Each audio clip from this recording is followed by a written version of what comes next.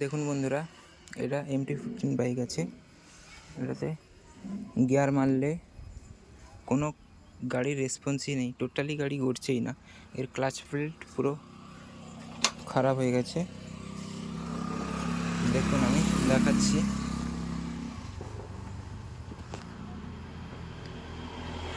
দু নম্বর গিয়ারে 2 নম্বরে আছে। নিউট্রাল করে নিচ্ছি। নিউট্রাল হয়ে গেল, স্টার্ট দিলাম।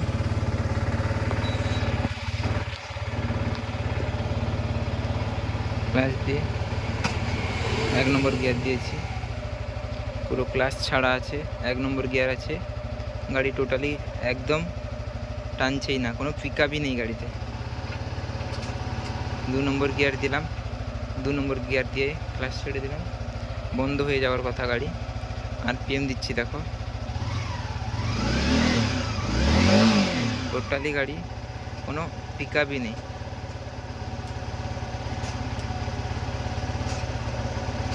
4 নম্বর দিলাম, 5 নম্বর দিলাম, 6 নম্বর দিলাম। গাড়িতে কোনো কোনো খাঁজই নেই। ক্লাচ প্লেট একদম খারাপ হয়ে গেছে এটাতে। এইরকম কন্ডিশন অবধিও যদি গাড়ি চালায় কাস্টমার, তাহলে গাড়ির অবস্থা কি থাকে বলো? টোটালি সব কিছু খারাপ হয়ে যায়।